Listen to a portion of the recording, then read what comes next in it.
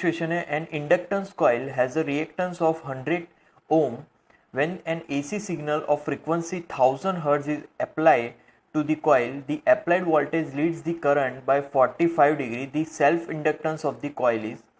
तो यहाँ पर एक तो इंडक्टेंस दिया गया है, राइट। तो इंडक्टेंस के हिसाब से, इंडक्टेंस और रेजिस्टेंस दोनों के हिसाब से यहाँ पर जो इम्पीडेंस मिलेगा, so that formula is Z is equal to r square plus x l square, sorry r square plus x l square, right. तो इज इक्वल टू, वो आंसर होगा 100, right. Frequency is given, frequency is equal to 1000 hertz and here voltage leads the current by 45 degree, मतलब voltage current से phase में 45 degree आगे है। तो यहाँ पर हम लोग लिख सकते हैं 1045 is equal to i x l upon i into r. I gets cancelled out, so x l means omega l upon r, right. अब यहाँ पर r x l is equal to omega l, क्योंकि 1045 मतलब 1 मतलब क्रॉस मल्टीप्लीकेशन, तो r is equal to omega l मिलेगा, right. अब इस टर्म को हम लोग फर्स्ट इक्वेशन में वापस रखें तो यहाँ पर हमें मिलेगा इक्वेशन, तो इक्वेशन में x l square plus x l square 2 बार आएगा, right. X l square plus x l square, right. तो x l square plus x l square मतलब के 2 अंडर रूट 2 एक्सएल। अब अंडर रूट 2 एक्सएल मतलब कि यहाँ पर उसकी वैल्यू है 100, यहाँ पर हमने फाइंड की थी, राइट। तो XL is equal to 50 root 2 answer मिलेगा। तो XL is equal to 50 root 2, तो एक्सएल की फॉर्मूला है omega L is equal to 50 root 2। तो एल को सब्जेक्ट बनाएंगे तो L is equal to 50 root 2 upon omega, right. Omega is 2 pi F, तो यहाँ पर 50 L is equal to 50 root 2 upon 2 pi F is equal to 50 root 2 upon pi, right, into 2 into F is 1000, so is equal to 0 cancelled out, so we are left with 25 root 2, क्योंकि 2 cancel होगा तो 2.5 होगा यहाँ पर, 2.5 root 2 upon pi into 100, right. अब इसको calculate करेंगे तो लास्ट में आंसर मिलेगा 1.125 इंटू 10⁻² हेनरी। सो यहाँ पर फर्स्ट ऑप्शन मैच हो रहा है, so that is our final answer. Next question में 2 uniform circular discs are rotating independently in the same direction around their common axis, passing through their centers. The moment of inertia and angular velocity of the first disc are 0.1 kilogram meter square and 10 radian second inverse respectively, while those for the second one are 0.2 kilogram meter square and 5 radian second inverse respectively. At some instant they get stuck together and start rotating as a single system about their common axis with some angular speed. The kinetic energy of the combined system is. तो यहाँ पर दोनों ही disc के according अगर angular momentum की बात करें तो angular momentum, law of angular momentum conserve रहेगा, राइट। तो L1 plus L2 is equal to L final LF। तो L1 is I1 omega 1 plus I2 omega 2 is equal to I1 plus I2, यहाँ पर होगा ओमेगा एफ, क्योंकि बाद में जो दोनों ही डिस्क है वो पूरे एक सिस्टम की तरह घूमने लगेगी। तो यहाँ पर फाइनल एंगुलर वेलोसिटी सेम होगी, राइट। अब वैल्यूज रखे तो पहला I1 है 0.1, it is given here, then omega 1 10 radian second inverse plus I2 0.2 omega 2 5, right, into 5 is equal to 0.1 plus 0.2 is 0.3 into omega F, right. Omega F find करना है तो omega F is equal to 20/3। अब हम लोग यहाँ पर kinetic energy, पूरी system की काइनेटिक एनर्जी की फॉर्मूला लिखे तो half I1 plus I2 into omega f square, तो is equal to, this is total kinetic energy, तो यहाँ पर लिखिए is equal to 1/2 0.3 into 20/3 whole square, right. तो इज इक्वल टू, यहाँ पर कैलकुलेशन करने के बाद यहाँ पर लास्ट में 20/3 आंसर रहेगा, right. So 20/3 is our final answer, तो यहाँ पर फोर्थ ऑप्शन के साथ मैच हो रहा है। नेक्स्ट क्वेश्चन में, a small point mass carrying some positive charge on it is released from the edge of a table. There is a uniform electric field in this region in the horizontal direction. Which of the following options then correctly describe the trajectory of the mass? Okay, तो यहाँ पर पहले तो initial speed जो है, initial velocity की बात करें तो वो 0 है and a is equal to constant है, राइट। तो यहाँ पर दोनों ही यहाँ पर स्ट्रेट लाइन फॉर्म करेंगे, मतलब कि फोर्थ ऑप्शन करेक्ट होगा क्योंकि इनिशियल वेलोसिटी 0 है एंड एक्सेलरेशन कांस्टेंट है, राइट। नेक्स्ट क्वेश्चन में, अब 10 microfarad capacitor is fully charge to a potential difference of 50 volt. After removing the source voltage it is connected to an uncharged capacitor in parallel. Now the potential difference across them becomes 20 volt. The capacitance of the second capacitor is, तो यहाँ पर circuit diagram अगर draw किया जाए तो एक capacitor है 10 माइक्रोफैराडे का, उसको हम लोग सप्लाई के साथ कनेक्ट करेंगे। तो सप्लाई है यहाँ सॉरी यहाँ पर कनेक्शन, हाँ, तो सप्लाई है यहाँ पर 50 volt, this is 50 volt and this is 10 microfarad, right. तो 10 माइक्रोफैराडे पर चार्ज कितना होगा, तो Q is equal to CV, C is 10 microfarad and voltage is 50, so 500 microcoulomb इतना चार्ज होगा उस पर। अब दूसरे केस की बात करें तो उसको सर्किट डायग्राम से जोड़ें तो यहाँ पर अगेन 10 माइक्रोफैराडे और उसको अगेन एक दूसरा कैपेसिटेंस के साथ कनेक्ट करेंगे C, सो 10 माइक्रोफैराडे। तो यहाँ पर वोल्टेज, जो टर्मिनल वोल्टेज मिल रहा है दैट इज 20 वोल्ट, 20 वोल्ट। तो Q is equal to CV, so is equal to 10 microfarad into 20, so 200 microcoulomb, right.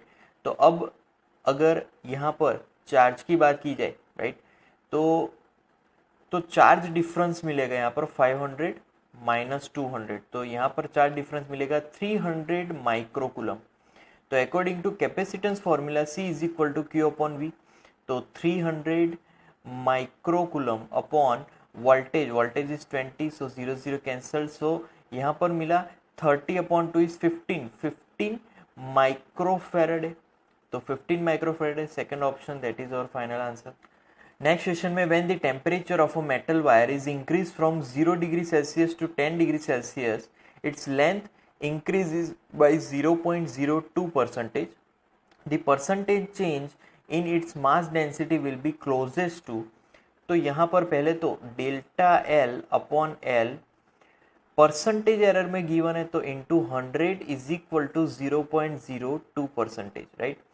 अब डेल्टा L अपॉन L की अगर बात करें तो उसकी फॉर्मूला है that is alpha delta T, तो उसको परसेंटेज एरर के फॉर्म में 0.02% ही लिखेंगे। अब एक और रिलेशन है बीटा, बीटा जो कि एक एरियल टेम्परेचर कोएफिशिएंट है, तो beta is equal to 2 alpha, that we know, so beta delta T is equal to 2 alpha delta T, तो वो फॉर्मूला हो जाएगी 0.04%, क्योंकि इस टर्म को हमें 2 से मल्टीप्लाई करवाना है। अब वॉल्यूम की फॉर्मूला है area into length, A into L, right. Density की फॉर्मूला है density is equal to mass upon volume, तो मास अपॉन वॉल्यूम मतलब एरिया इंटू लेंथ। अब यहाँ पर डेंसिटी का रिलेटिव एरर की फॉर्मूला लिखा जाए तो delta rho upon rho is equal to delta M upon M, right, plus delta A upon A plus delta L upon L, right. But यहाँ पर जो डेल्टा M अपॉन M है वो change नहीं हो रहा, मास चेंज नहीं हो रहा, मास रिमेन्स कांस्टेंट, तो तो वो टर्म कैंसिल हो जाएगी, तो बाकी बचेगी ये टर्म।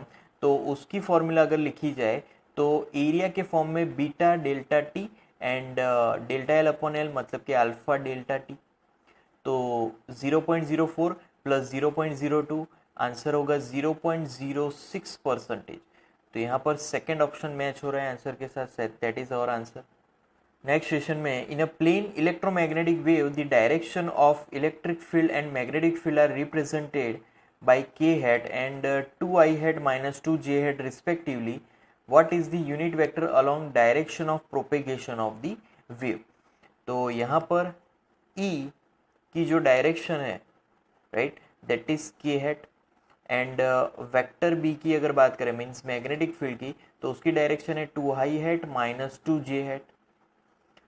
तो B वेक्टर मतलब कि अगर उसका यूनिट वेक्टर फाइंड करें तो vector B upon mod of vector B, ये उसकी फॉर्मूला है।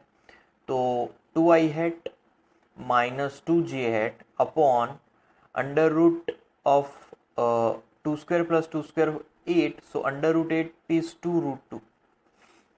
सो ये होगा बी हैट। अब B hat is equal to, अब 2 से डिवाइड कर ले तो 1 upon root 2 common I hat minus J hat, right. Now third, direction of propagation.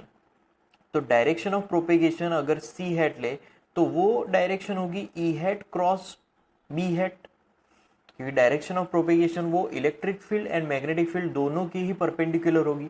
तो C hat is equal to K hat cross 1 upon root 2 I hat minus J hat, bracket complete, right.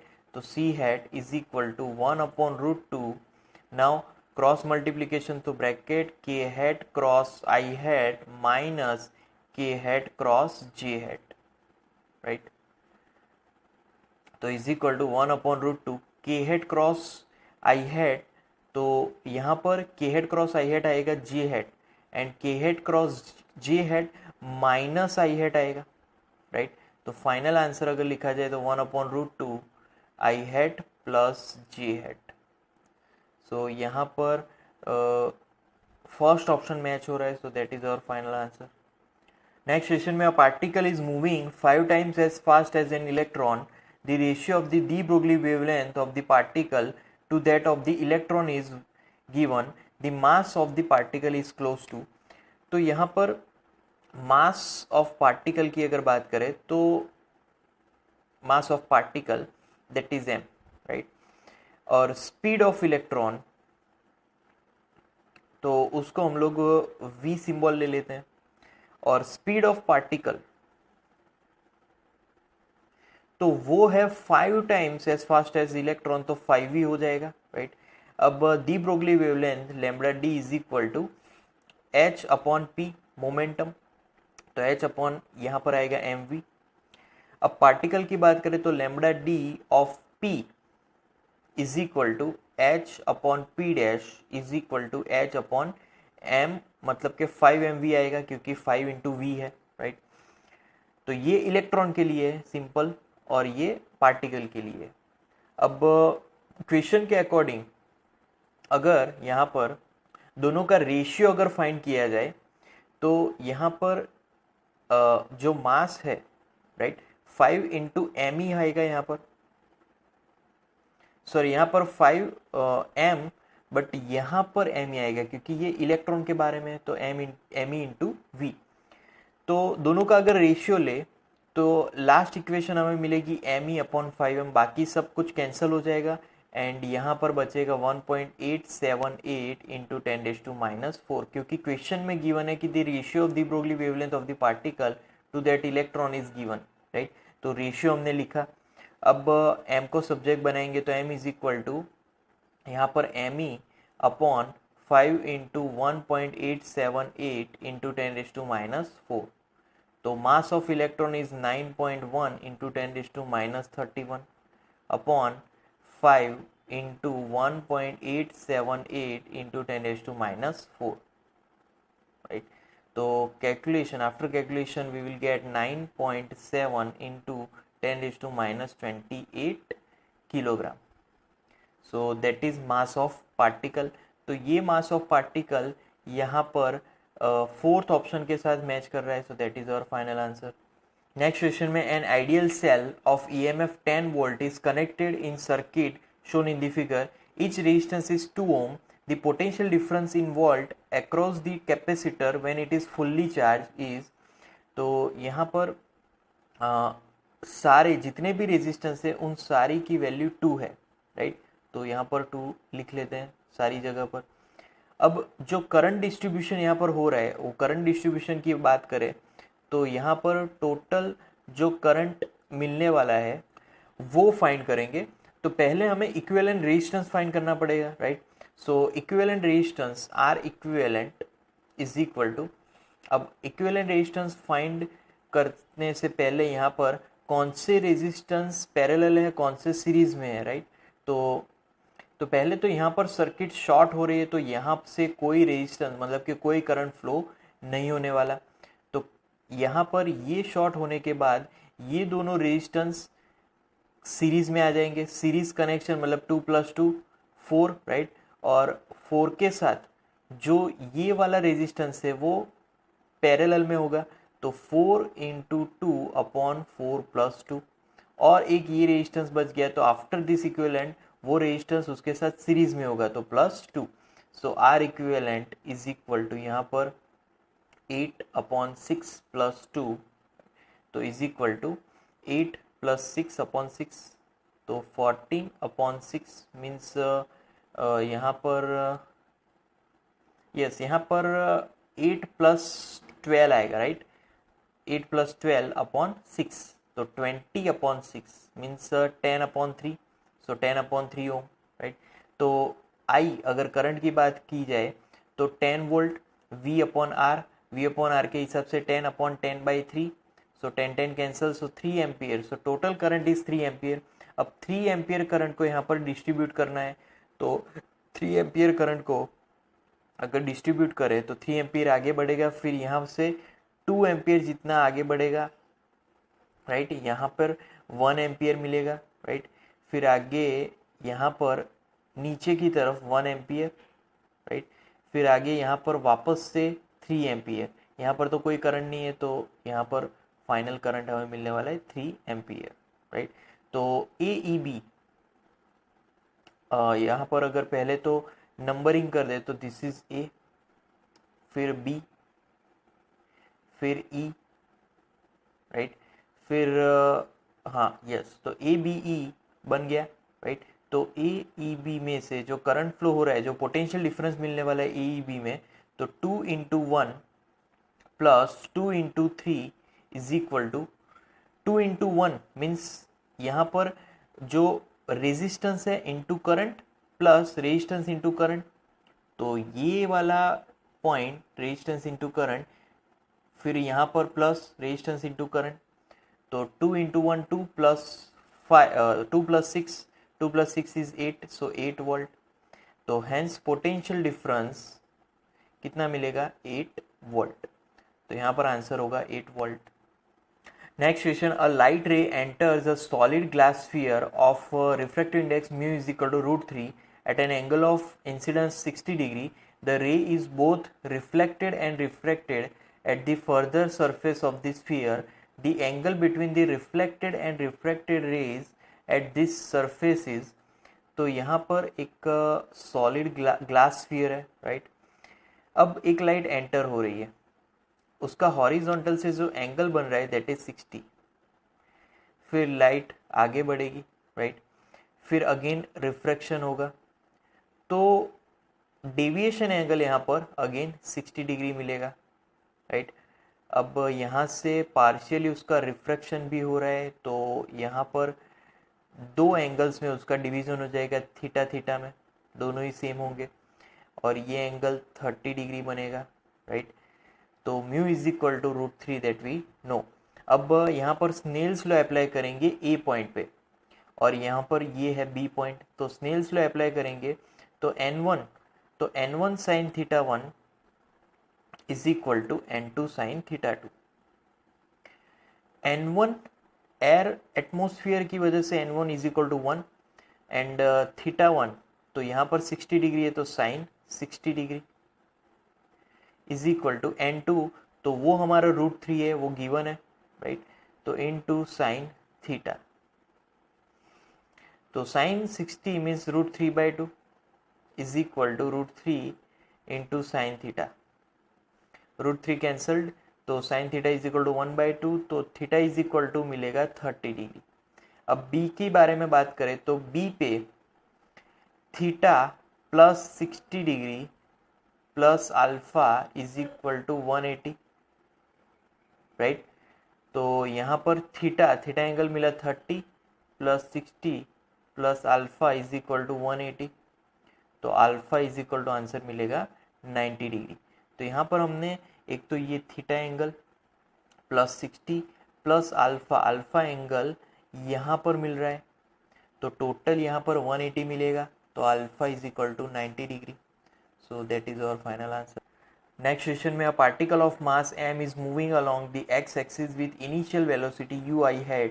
It collides elastically with a particle of mass 10 meter at rest and then moves with a half its initial kinetic energy.